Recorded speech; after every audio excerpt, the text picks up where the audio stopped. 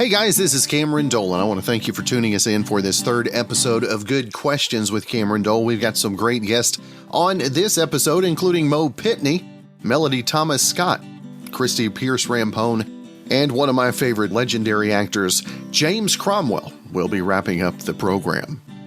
Like I mentioned, our first guest is Mo Pitney. He's currently climbing the country charts with his latest single, Ain't Bad for a Country Boy. This visit comes from last week. Actually talked to him on the eve of the release of his latest album, Ain't Looking Back. Mo, thanks so much for taking the time to be on the show. Hey, man, thank you so much. And I'm going to tell you that you just said something that I have already said about 100 times. We have two songs on this new project that starts with the word ain't. One of them is the title track, Ain't Looking Back, and the single is Ain't Bad for a Good Old Boy. So I've mixed them up probably 30 times since we've made the record, but the single is Ain't Bad for a Good Old Boy, and we're very, very excited about it, and happy to be talking to you about it. The album was what is coming out today. That's what. I had two ain'ts next to me, and I picked the wrong one. That's just the way it goes. And today is the release of Ain't Looking Back, the album, which is exciting too. So we get to talk about two things at once. Yes, and Mo, as the single has gained traction, you've been picked up all over the nation. For you, whenever a single starts getting some feedback, what's that like for you as an artist? Oh my goodness! I think all of us are riddled with self-doubt. we follow our hearts and we make music just hopefully out of a place where when we hear it back for the first time, we say, you know what, that makes my body move, that makes me tear up, or whatever the song is trying to do, and you say, well, I like it. Well, I hope somebody else likes it. So when you get feedback, and it's good feedback, it's very reassuring, and when you get bad feedback, you just kind of gotta shake that off. But luckily, we haven't got too much bad feedback. We've gotten some good feedback, and that makes me very happy. Now, the album out today as well. Where did the inspiration come from the new album, and especially in a time like we're living in right now, for you to have new music out there to maybe brighten somebody's day? I know that's huge for you as well. Yeah, I was actually really blessed to have finished all the recording and video work to support the project before the world came to a crash. So the inspiration just came from daily life and all of my life, really, in between the first album and the second. Musically, the inspiration has come from this desire to let all of my musical influences show up in one place, in one album, and I think the borders were spread on the second album more so than the first. So musically, that was the inspiration, and then lyrically, it really describes a lot of things that has happened in my life, good and bad, the highs and the lows, and all that in between on this album. And I hope that it relates. Other people can relate with me through the record and celebrate life together, even in this dark time. That's right. You talk about relating to the listeners, and I think that's what separates country music from any other genre is the family. The family. You can tell a story, you can tell your life, and people get to know each other a little bit through the music. And for you to put yourself out there, does that get scary sometimes as you're writing lyrically? Or are you ever like, I think I'm going to pull back on that one a little? Yeah, I'll agree with you that country music has always been known as honest music. Even if if it's tear in your beer or whatever it is, I'm just going to be totally open and vulnerable. Other musics like pop music has historically been, let's create a facade that I'm the king of the universe and you want to be me. That's kind of a different narrative than country music. But so to kind of join with all of my heroes, Cash and Merle and these guys, Keith Whitley, that just shared their heart, whether it was good, bad, or ugly. I love doing that, and at times, vulnerability is scary for all of us, but I think the more that we open up, the more that we realize that we're met with people that say, you're not alone in that, and it's helpful for the listener to say, well, maybe I'm not alone in the way that I'm feeling. So I think that's why God gave us music, and so I enjoy going down that path. Now, you mentioned the names before you, and you get compared to those all the time in your musical stylings. And does that, for you personally, put a little extra pressure on yourself, knowing that you're kind of keeping the or keeping the baton going, if you will?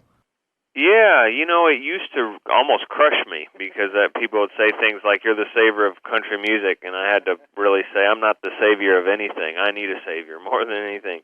But I'm very flattered by the compliment because it's just I love the music of the past. I love music of today, and I love music of other genres. I just like being grouped in maybe with honest artists or artists that knew who they were, whether I'm carrying on their sounds or you're just hearing their sounds through me because that's who I listen to. I don't want to copy anybody. I just want to keep being myself and maybe being an extension of the tree of historical country music. And I want to know what that looks like today in 2020. But I do want to be pulling from the roots or the foundation of where we came from, because that's the only reason why we're here. That's the only reason why we're standing. That's right. And again, the new album out today, Ain't Looking Back. And Mo, always want to make sure and let our listeners know where they can keep up with everything you've got going, not only musically, but when the tour dates are picking up, and also social media as well. Yeah, so there's MoPitney.com that'll keep you tuned in on tour dates most clearly. We have Twitter, obviously. Instagram is what I'm staying mostly tuned in with, and we also have Facebook, which I do a lot of Facebook Lives and things like that to keep everybody updated. So you can find me anywhere you find folk. Find out all about his social media, tour dates, and new music at MoPitney.com. Now, next up, I had the chance to visit with the legendary actress known for her role on Days of Our Lives that she has held for 43 years. Melody Thomas Scott has a new memoir, and we'll be talking about that along with the job of marketing in the midst of this pandemic. Thank you so much for taking the time to be on the show. Well, thank you very much. Now, Melody, the new book is available today that we're going to talk about, called Always Young and Restless. And for you, when did the idea of putting the thoughts down on paper, when did that first come about for you? Well, I had known for several years that there was a book in me due to my, I was only 3 when I started in this business. And I had a very unusual set of circumstances, unusual adversities that I had told no one about. My co-workers knew nothing. Even my family knew very little about it. And the more I thought about it, I thought, this is I should reveal this, because if I can help other people to know that if you stay strong and persevere, there is hope to get out of the other end of any kind of adversity. So that kind of kept me going. But it was a long process. It took me a good 10 years with some false starts in there of writing the book. But I'm so thrilled that, A, I finished it, and B, that today is the official release date. So it's very exciting. Now, did you ever see yourself as being a writer earlier on, or was this something that took a lot of maybe a little bit of prodding from other folks to kind of help you keep you moving along with it? I did need prodding for sure, and my literary agent, he kept, hurry up, come on. He gave me several pushes that I did need to finally finish it, because I can be a bit of I can't even talk. I'm so sorry. I've been doing so many interviews. I can kind of let things slide and not be too on top of things. So he kept urging me on, and thank goodness he did. So here we are. It's amazing. Now, you talked about getting into the industry at the age of 3. What kind of insight do you think that has allowed you to keep the career going as long as you've been able to so far? Well, I think child actors learned very early on how to deal with rejection, which is a huge part of this business. We learned this is nothing personal. Maybe you didn't get the job because your hair was the wrong color or your eyes were the wrong color, too short, too tall. You learn to just let that roll off your back, and that's a valuable lesson. I know many adults who cannot deal with rejection very well. So that was important. And me, being me, I'm very stubborn. I'm an Aries. So I'm going to just keep knocking on doors until I get in. And perseverance pays off, and for you to be able to share your life experiences, even if it just makes a difference in one person's life, maybe lifts somebody's spirits for the day. I mean, what's that mean for you on a personal side? Well, that makes it all worth it. That makes all the years of me struggling to write it and finally doing it. I mean, that was what kept me going, definitely. Now, who has been the biggest motivator for you throughout your career? You talked about the ups and the downs. Who was the stabilizing factor for you? Ooh, good question. Let me think. Goodness. I mean, I hate to be obnoxious and say that person was me, but in a way it was, in that you need to have that kind of fortitude to keep going in this business, certainly, and many other businesses. I'm also very much a fatalist and have always believed, even as a child, that wherever I end up, whatever path I take is where I'm supposed to be. So I would relate that to different jobs. If I don't get this job, I wasn't supposed to. There's another job around the corner. And if I get that, then that is where I'm supposed to be.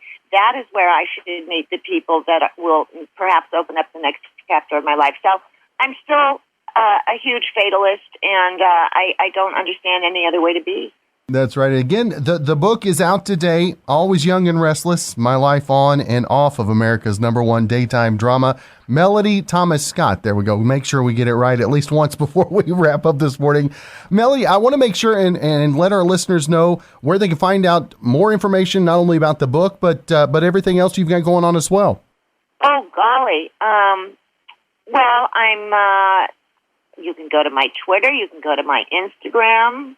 I guess my name was too long for either of those because my account is Melody Thomas SCO, Melody Thomas SCO, on both of them. I've been everywhere. I'm in all the magazines, the grocery store. I defy anyone to go through a checkout line and not see my face. See what this book has done? Oh, my gosh, I'm everywhere. I'm so sick of me. Well, Melody, it has been great to visit with you this morning. Like I mentioned before we came on the air, been a fan for many, many years. Hope you have a great rest of your week, and hopefully we can catch up again real soon. Oh, thank you so much. I'd like that. Again, follow her on all of her socials at Melody Thomas Scott, except for on Twitter at Melody Thomas SCO.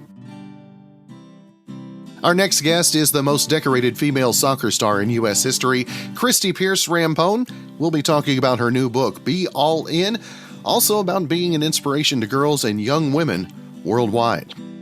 Christie, first off, thank you so much for taking the time to be on the show. Of course, thanks for having me, Cameron. Now, Christie, the new book out, Be All In, Raising Kids for Success in Sports and Life. And boy, this goes hand in hand, especially right now in these the COVID times we're living in, right?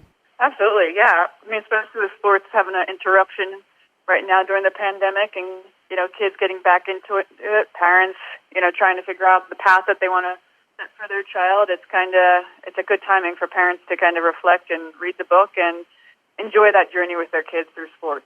And it's amazing. Sometimes folks, they think about sports, about the competition, but it can really have great benefits mentally, psychologically as well.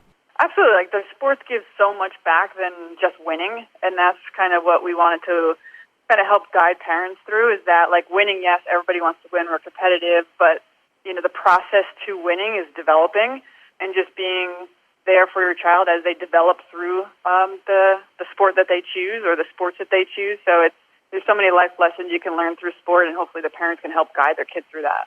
And learning you deal with the pressures and all that going to school, and how has sports helped you in building the self-esteem that you've got to have to deal with those situations? Oh, it was huge for me because I actually was more confident on the soccer field or the basketball court more so than in everyday life.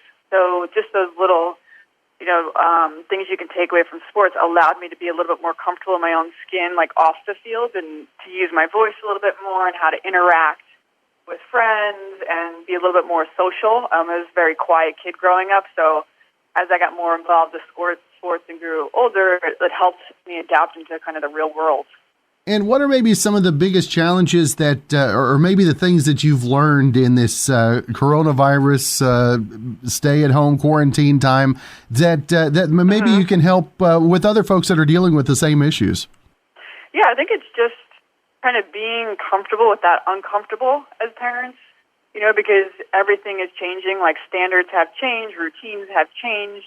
You have to alter, some habits and just trying to slowly get back into our new daily life and, understanding that there's going to be disruptions, there's going to be distractions, but it's how we get through it together and looking at this time as more of an opportunity versus a threat and, continue to build with your child through school, through sports, whatever, comes their way.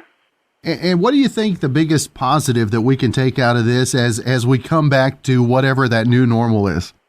I think just embracing the relationship as a family. We've had so much more time together with our children, and be able to self-reflect on kind of just the relationship within the family and having that family mission and communication to, when everything does open up, to still find that time to connect with each other, whether that's through sports, school, whatever that brings in that next chapter. Once COVID is over and everything is opening up, just to, be mindful of moving forward as a family. And Christy, I got to ask you, what was your first reaction whenever they put the nickname of Captain America on you? What was the first thought whenever you first heard that? It was kind of just an honor, to be honest, playing for your country and then being named Captain America and people realizing that my leadership was something that people wanted to aspire to be like. And, for me, it's just making sure that I was consistent every day for my team. And, it's pretty cool that I actually got a nickname that is a positive and hopefully influence other leaders to be, do the same. And for soccer, for the U.S. team to have the notoriety, the winning attitude that we've had over the last several years, to be a part of that, how cool is that to look back on now? Oh, it's amazing to be able to be part of a team and the process to victory, and being on top podiums and going through all the tough times and what you had to sacrifice to get there, and just be able to entertain was fun. To be able to build something as a unit and a team, and to be able to be entertaining on TV and for fans to follow us and really get to know each individual player and their personalities was pretty special. And again, the new book, Be All In, Raising Kids for Success in Sports in Life. And Christy, always want to make sure and let our listeners know where they can find out more information about the book and everything else you've got going on as well. Absolutely. So you can find information about the book on beallinbook.com. And the book is being sold on Amazon, Barnes & Noble, that's at Target and Walmart, and it comes out tomorrow. That's awesome. Well, Christy, again, great to visit with you. I appreciate your time, and hope you have a great rest of your week. Thanks, Cameron. Same to you. And our final guest of this episode is James Cromwell. You've seen him on the big screen and small screen. Such titles as Babe, The Green Mile, The Longest Yard, The Sum of All Fears, and the newly released Emperor. James is going to visit with us about the new film and how timely getting its message is. James, thanks so much for your time. My pleasure. Now, James, if folks haven't seen, I was checking out the movie The Emperor, and man alive, this is just a great story. And James, I don't think it could be more timely of the release coming up next week. Yeah, it is. Things never change. It's still the same circumstance, or getting close to it. And James, if folks haven't seen the previews or the trailers, can you let our listeners know just a little bit the story of Emperor? And this is a real life story as well, brought to the screen. That's correct. It's the story of a of a slave named Shields Green. Obviously, that's his slave name, known as the Emperor because he was the descendant of African kings. And he ran away from the plantation because of the violence and cruelty and made it almost all the way to Canada, and then realized that he really didn't want a life that didn't include his wife and his young son, so he went back. And on the way back to the South, in order to free his wife and son, he met this abolitionist named John Brown, joined John Brown, and they attacked a federal armory in Harper's Ferry, took over the armory, and then were suppressed by a contingent of Marines that were sent by Abraham Lincoln under the leadership of Robert E. Lee, that suppressed the rebellion, and John Brown was hung, and in real life Shields Green was killed, but in the movie, because it is a movie, he escapes, so there can be a second movie. Now, James, as you prepare for bringing an adaptation of a true life story, does that bring an extra line of pressure to yourself, bringing the authenticity to the character?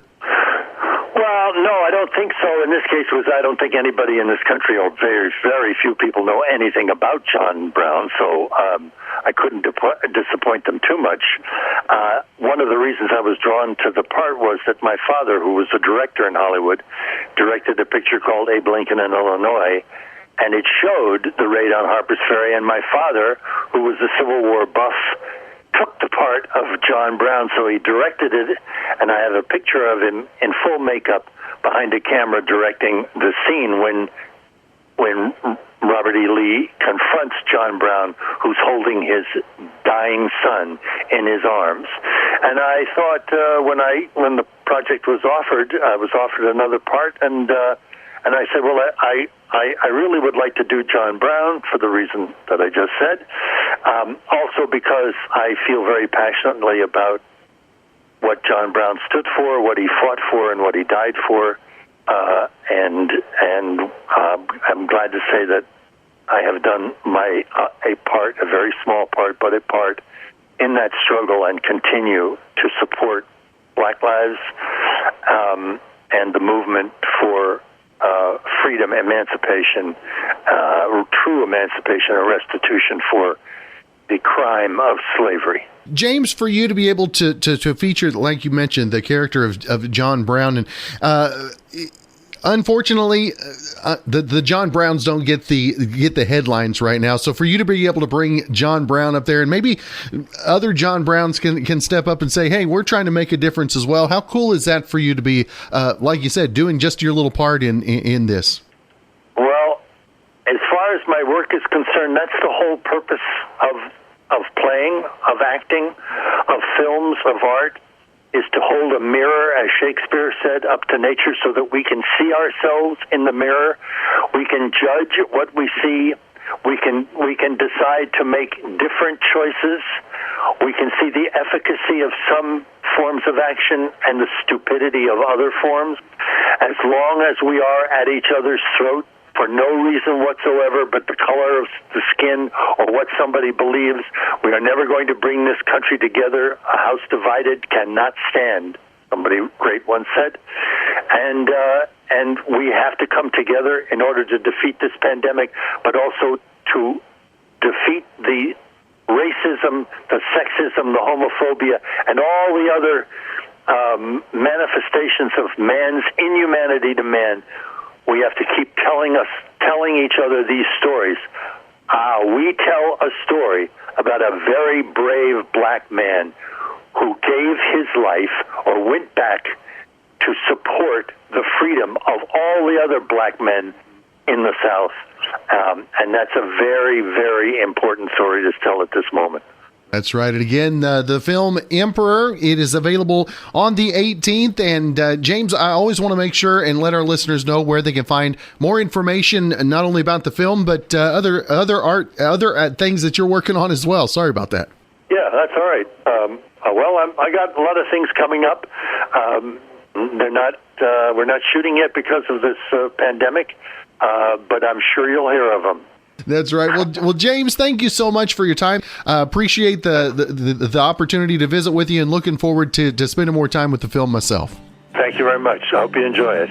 Thanks again for joining us for this episode of Good Questions with Cameron Dole. If you ever have a comment, a question, or anything else you'd like to know, find me on Instagram at AKA Cameron, Twitter at Cameron Dole, also on my Facebook page at Cameron Dole Altus. And if you'd like to help on the funding for this podcast, feel free to click the support tab and follow the instruction. And again, thanks to our special guests today, Mo Pitney, Melody Thomas Scott, Christie Pearce Rampone, and James Cromwell. We'll see you around for episode 4.